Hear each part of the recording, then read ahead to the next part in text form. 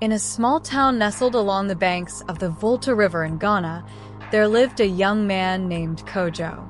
Kojo was a humble, hardworking young man who earned a living as a fisherman. Every morning before the sun rose, he would cast his net into the waters, hoping to bring in enough fish to sell at the market. Life was simple, but Kojo found joy in the little things: the smell of the river, the chatter of the market women, and the love of his aging mother, named Efua. Kojo's life took an unexpected turn when he caught the attention of Abena, the only daughter of Nana Kwadwo, the wealthiest cocoa merchant in the region. Abena was strikingly beautiful, with a radiant smile that could light up the darkest room. Despite her privileged upbringing, she was kind-hearted and down-to-earth, qualities that made her even more endearing. Abena often passed by the riverbank on her way to the market, and she would watch Kojo as he worked.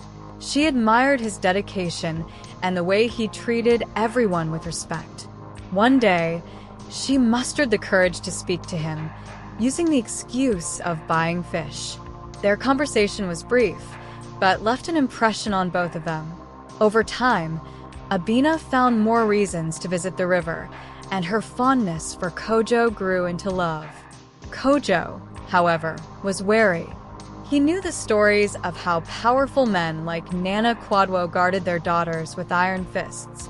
He had seen the lengths they would go to in order to maintain their family's status and reputation.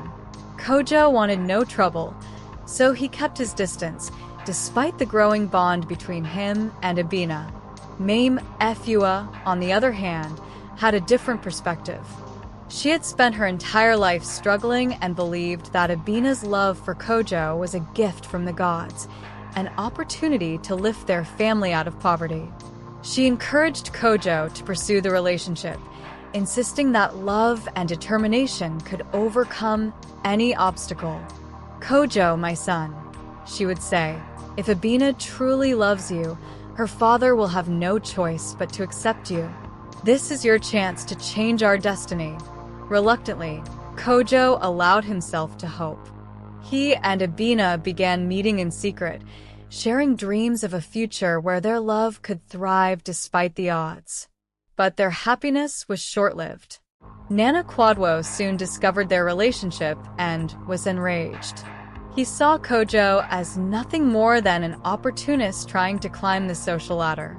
Nana Kwadwo warned Kojo to stay away from his daughter, but when that didn't work, he sought the help of his childhood friend, Nana Yeboah, a man equally wealthy and influential. Together, they devised a plan to ensure that Kojo would never come near Abena again. One fateful evening, as Kojo returned from the river, he was ambushed by men who accused him of stealing gold from Nana Yeboah's palace. Though Kojo pleaded his innocence, the evidence against him, planted by his accusers, was undeniable. The townspeople were shocked, but few dared to question the powerful men who accused him. Kojo was arrested and swiftly sentenced to death by hanging. On the day of the execution, the entire town gathered at the square. Kojo stood tall, his face calm but his heart heavy. His final words before the noose tightened around his neck were, "My mother killed me." The haunting statement lingered in the air, leaving the crowd stunned. Kojo's death sent shockwaves through the community.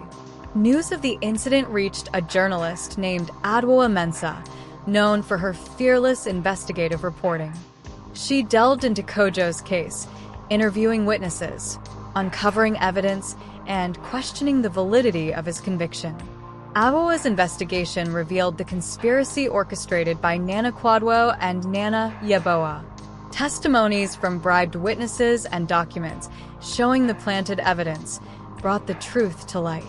Abena, devastated by the loss of Kojo, confronted her father. She refused to be silenced and publicly denounced his actions. Her courage inspired others, and soon protests erupted, demanding justice for Kojo. Under mounting pressure, Nana Kwadwo and Nana Yeboah were arrested, their reputations forever tarnished. Though Kojo was gone, His story sparked a movement against corruption and abuse of power. Mame Efua was left to grapple with her guilt, haunted by the realization that her ambitions had cost her son his life.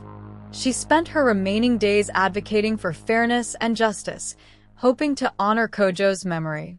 The story of Kojo and Abena became a cautionary tale told in villages across Ghana. It was a reminder of how ambition and power could corrupt, but also of the strength and resilience of those who dared to fight for the truth. For the people of the Volta River, Kojo's sacrifice was a painful but enduring lesson about the cost of unchecked ambition and the enduring power of love and justice.